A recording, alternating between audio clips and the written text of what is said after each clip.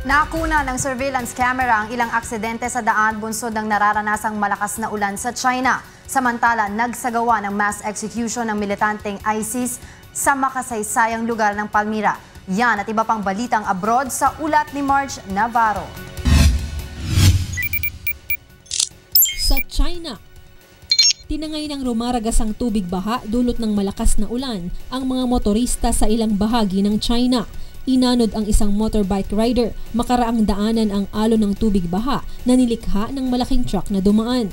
Isang motorcycle driver naman na naglakas loob na tawirin ang rumaragasang tubig ang inanod ang sasakyan. Naglabas na ng storm warning at flood alert ang mga otoridad bunsod ng dalawa pang bagyong tinatayang tatama sa China. Samantala, 11 ang nasawi sa pagguho ng isang shoe factory sa Eastern China kahapon. 23 iba pa ang sugatan, 4 dito ang nasa malubhang kalagayan. Nakaligtas naman ang mahigit 40 empleyado ng gumuhong factory. Sa ngayon ay iniimbestigahan pa ng mga otoridad ang dahilan ng pagguho ng shoe factory.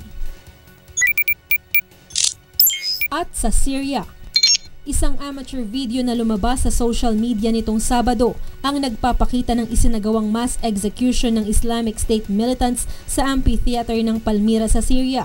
Sinasabing mga sundalo ng Syrian government ang mga pinatay.